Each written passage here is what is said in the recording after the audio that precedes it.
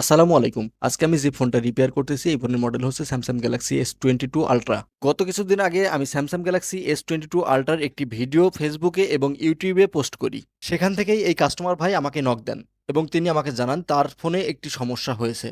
আমি তাকে প্রশ্ন করলাম, আপনার ফোনে কি সমস্যা হয়েছে আমাকে খুলে বলুন। তিনি আমাকে জানান তার ফোনে সিম ভরার সময় সিম স্লটে একটা সমস্যা হয়েছিল, সিম ট্রে ঢোকানোর সময় একটা পিন উঠে আসে, পরবর্তীতে সেই পিন টেনে তিনি বের করে দেন। তারপর থেকে তার ফোনে নতুন একটি সমস্যা আবিষ্কার হয়, সিম ঢোকালেও সে সিমে কানেকশন পায় না। এই ফোনে যে সিম কানেকশন পাচ্ছে না এটা স্বাভাবিক, কারণ একটি ফোনের সিম কানেকশন পাইতে হলে 5 থেকে 7টি লাইনের প্রয়োজন হয়। এর মধ্যে মূল লাইনগুলো হলো সিম ভিসিসি, সিম গ্রাউন্ড, সিম ক্লক, সিম রিসেট, সিম আইও বা ডাটা লাইন। এই লাইনগুলোর মধ্যে থেকে যদি কোনো লাইন শর্ট বা কোনো লাইন মিসিং থাকে তাহলে কোনোভাবেই সেই ফোনে সিম কানেকশন পাবে না। এই ফোনে সিম কানেকশন না পাওয়ার একটাই কারণ ছিল এই ফোনের সিম স্লটের পিন ভেঙে যাওয়া। কাস্টমার ফোনটি আমার কাছে নিয়ে আসার আগে একটি পিন তুলেছেন এবং আমি ফোনটা খোলার পরে দেখতে পেলাম আরো 2টা পিন ভেঙে বের হয়ে আছে। আমি কাস্টমারকে পিনগুলো খুলে দেখালাম এবং বললাম, ভাই আপনার লজিক বোর্ডটা পরিবর্তন করতে হবে, কারণ সিম স্লট আলাদাভাবে মার্কেটে কিনতে পাওয়া যায় না। কাস্টমার আমাকে বলল, ভাই এটা পরিবর্তন করতে কত সময় প্রয়োজন? আমি কাস্টমারকে বললাম, ভাই সময়ের থেকে প্রয়োজন এটা আসলে খুঁজে পাওয়া যাবে কিনা এই শহরে এটা দেখা, আমাকে একটু সময় দিন, আমি খুঁজে দেখি এই প্রোডাক্টটা পাই কিনা। মার্কেটে লজিক বোর্ডের 2টা কোয়ালিটি হয়, একটা মার্কেট অরিজিনাল আর একটা ফোন অরিজিনাল। এর মধ্যেও আরেকটি কথা হচ্ছে যে এই লজিক বোর্ডের সেম ভার্সনে যদি না লাগানো হয় তাহলে আপনার ফোনে নেটওয়ার্ক ইস্যু আসবে।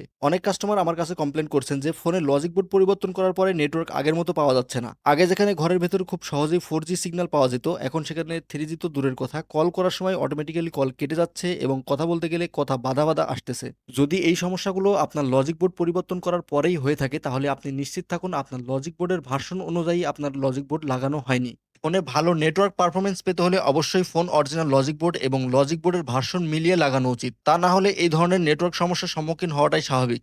যাই হোক, অনেক খোঁজাখুঁজির পরে এই লজিক বোর্ডের সেম ভার্সন অনুযায়ী আমি কোনো লজিক বোর্ড খুঁজে পেলাম না।